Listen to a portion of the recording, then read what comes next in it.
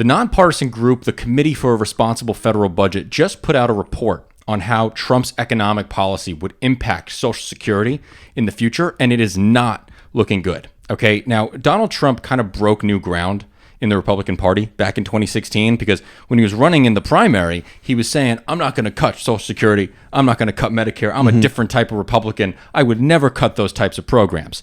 But while he was president, he actually made multiple attempts to cut Social Security throughout many of his proposed budgets. It wasn't the retirement portion of the Social Security, but disability benefits he tried to cut, home care budgets he tried to cut, other aspects of Social Security. But now the Committee for a Responsible Federal Budget is now looking directly at how is it going to impact the Social Security Trust Fund.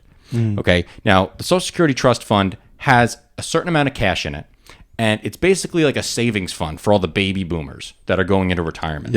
Okay, this got set up in the 80s, and this money that's been saved up is starting to get depleted. And under current law, by 2037, it will be depleted.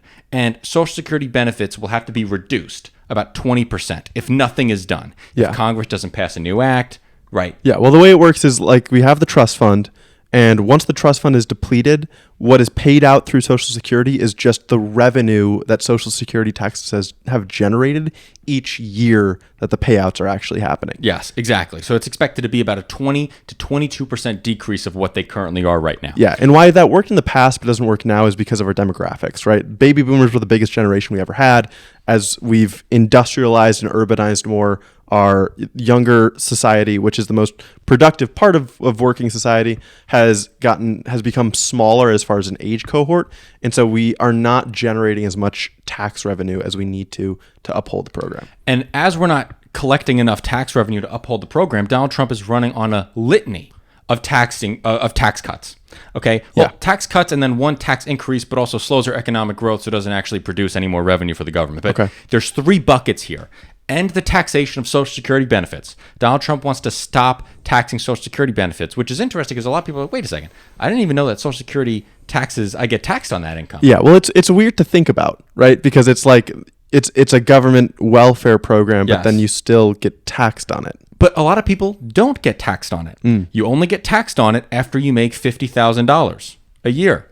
Okay. The tax ranges are different. So what this results is it's a tax cut for the most wealthy retirees. Yes, because it's structured progressively. Because it's structured progressively. So most of the retirees aren't really spending any of their tax money or aren't getting taxed on their Social Security benefits. So this is another, tax cut that mostly benefits the well-off, upper middle class and upper class. Then he also wants to end taxes on overtime and on tips. He wants to end taxes on all overtime and taxes on all tips. By doing that, you're going to reduce the federal budget. You're going to get a $900 billion decrease in revenue over 10 years. The end taxing on Social Security was a $950 billion reduction in revenue over 10 years. Then he wants to restrict immigration and impose tariffs. We know that imposing tariffs will slow our economic growth down. Yes. And we also know that by restricting immigration, we're not going to have a larger workforce that's going to be then contributing to the Social Security programs. And that's going to reduce our revenue by $400 billion. And in total, we are expected to lose about $1.3 trillion to $2.8 trillion over the next 10 years because of Donald Trump's economic plan. Okay, there's a low estimate, a high estimate, 28 trillion being the high, 1.3 billion the low. Put it right in the middle. I think they average it out to around 2.2 million is what they're expected to get lost. Trillion. Yes, what did I say? Million. Oh no, $2.2 trillion. Now, what does this do?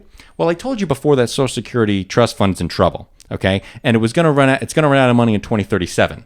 By implementing this policy, it runs out not in 2037, but it runs out in 2031.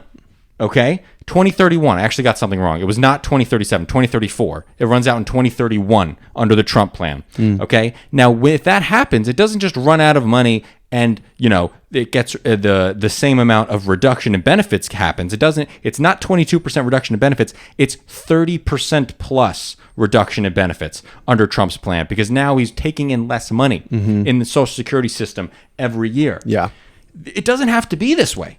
It does not have to be this way. Well, what Kamala Harris has proposed is raising taxes on wealthy individuals and corporations to try to extend the life of the Social Security Trust Fund. There's a bill right now in the Senate proposed by Bernie Sanders that raises taxes on everybody who makes over $250,000 a year. Okay, and if you make because right now the way Social Security taxes work is only your first $168,000 of income gets taxed by Social Security. Yeah. So Bernie Sanders says, okay, all the money that you make over $250,000 is also going to be hit by the Social Security tax. And by doing that, it extends the life of Social Security by 75 years, and it's able to increase benefits for seniors, not reduce them. So what it does not, Donald Trump is such a blatant liar. But it pains me because I also don't think he knows this information. I don't think he knows this. I don't think he knows that his tariffs have terrible effects on the Social Security's lifespan. Maybe. It's also very possible he doesn't care. It's also very possible that he just doesn't simply care. Yeah. And it's sad because a lot of old people vote Republican and a lot of pensioners vote Republican. And those are the people who are going to be negatively affected the most by another Donald Trump administration. He's running on an economic plan that will make your life incredibly worse and much more difficult. And Kamala Harris is running the opposite approach. But now I want to get onto a meta level here. Okay. Why doesn't it break through to people that this is what Donald Trump wants to do? Why doesn't it break through to people that this is the consequences of his policy? To me, this is too complex for most people to care about or pay attention to. It's a little bit too mathy. They also distrust the organizations that are putting together the estimates. That's true. I think it's easy to discount those. But one, and it can also be spun to be like, well, Social Security is already going to run out soon, right? So this isn't really a big difference that's being made. And I also think another part of it is it's not sexy.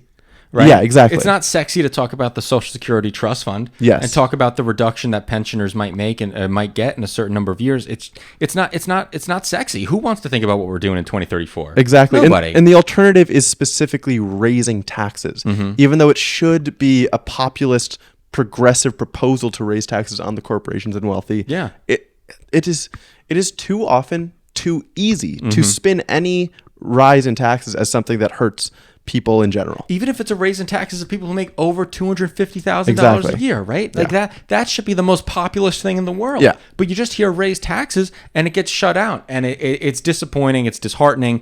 This is one of the reasons, listen, we talk a lot about how Donald Trump is dangerous, okay? We talk about how he's praising Hitler's generals previously. He's also dangerous because he's going to threaten Social Security. Yeah. Right? He's not just dangerous for these other for these crazy hyperbolic reasons. He's crazy for actual material reasons. Yes, economically for things that actually affect people's lives day to day, even if he doesn't do something catastrophic that threatens the security of the world.